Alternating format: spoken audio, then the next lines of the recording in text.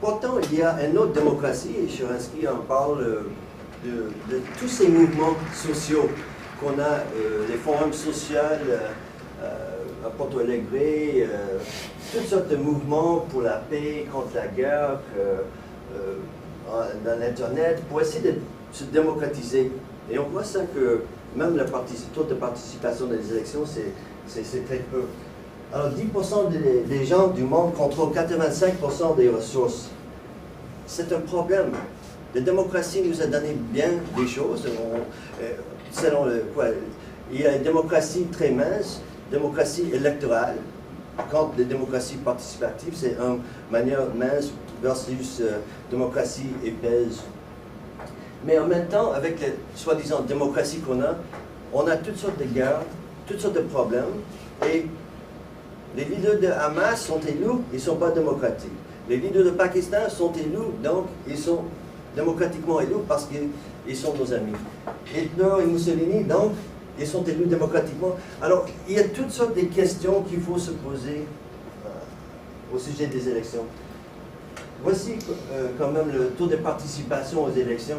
En Australie, c'est obligatoire, mais on voit ici, les États-Unis, 63%, et le Canada, c'est même moins.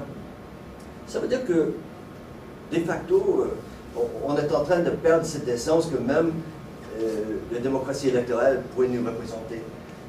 Intéressant, Obama, je ne veux pas trop élaborer parce que ça c'est une autre affaire, mais on parlait incessamment lors de la campagne que tout le monde participait.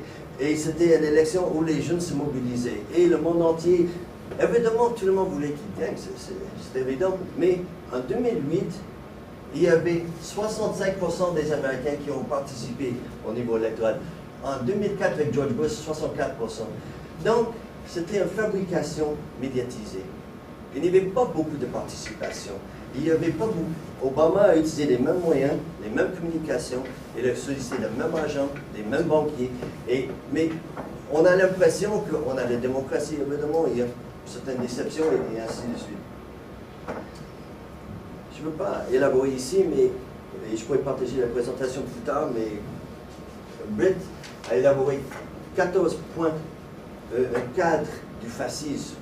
C'est intéressant parce que normalement, on dirait, on ne peut pas être dans un état fasciste, mais quand on lit les critères du fascisme, on voit que, pleinement, on rencontre la plupart de ces critères-là, surtout aux États-Unis, mais on a la nationalisation de bien des choses, l'identification des ennemis pour générer l'unification, suprématie militaire, sexisme, contrôle des médias. Aux États-Unis, il y a beaucoup de chaînes médiatisées, mais il y a 5 regroupements qui contrôlent le tout. Tu peux avoir 3500 journaux, mais ils sont contrôlés par 5 entreprises et ce qu'on appelle AP, Associated Press. La plupart d'articles sont rédigés par un type à New York et ils sont disséminés. Donc, l'information est très contrôlée. Obsession pour la sécurité nationale. Quand on voit tout ça, l'état dans lequel on se trouve, religion et gouvernement sont interliés. On parle un petit peu du Canada et certaines décisions récemment, ça c'est intéressant aussi. C'est dénigration des intellectuels, obsession avec les crimes, élections fraudulentes. Alors, juste pour dire qu'il faudrait problématiser ce qu'on voit comme démocratie.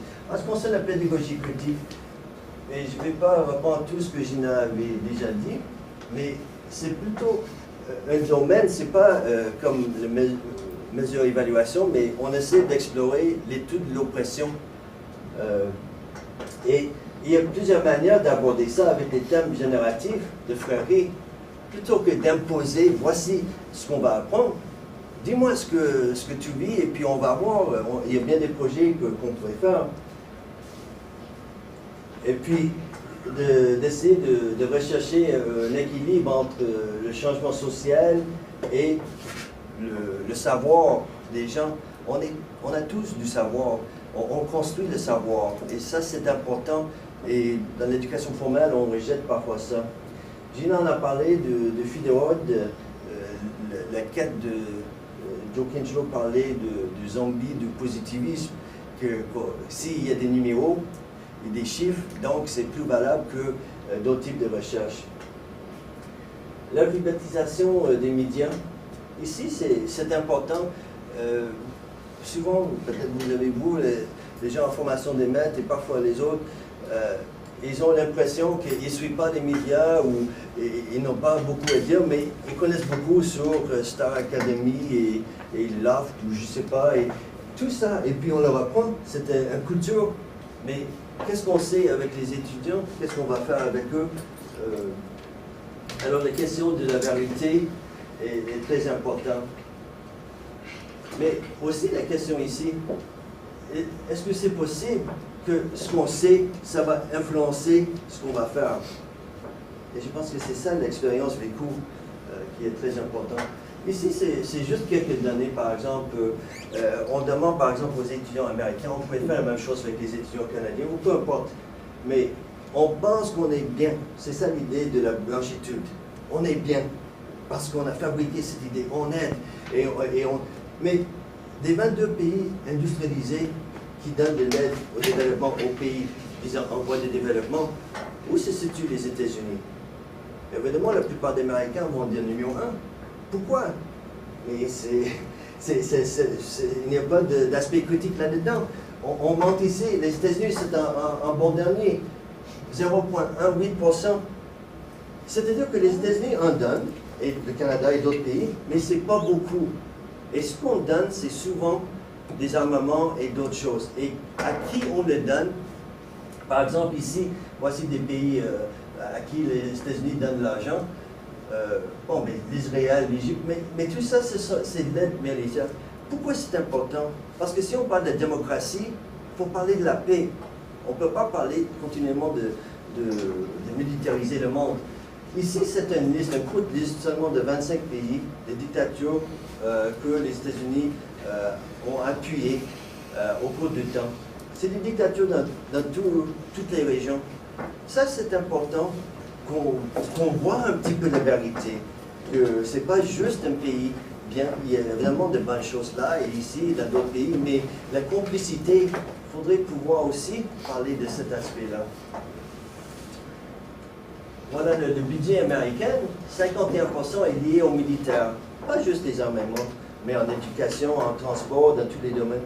Ça, c'est fondamental, je pense, à l'éducation. Si on parle qui va faire la guerre aux États-Unis ou au Canada? On sait. C'est normalement la classe inférieure, les gens marginalisés. Alors, le patriotisme doit être quand même confronté. Alors, la démocratie en éducation, ça doit être plus que les normes, les programmes, les pratiques, l'évaluation. Ça doit être aussi une analyse de la culture institutionnelle, la connexion avec la communauté et la problématisation de l'oppression, l'industrie de la guerre, la concentration de la richesse. Entonces, ce qu'on fait, qu'est-ce qu'on fait pour bâtir une société? Ça, ce sont des éléments, quand on regarde les réformes, soit au Québec, soit en Ontario, soit aux États-Unis, on a des normes d'imputabilité pour à peu près tout, sauf la justice sociale, la comptabilité, la démocratie, les droits de la personne, l'engagement social et critique. Mais on a une imputabilité pour bien d'autres choses.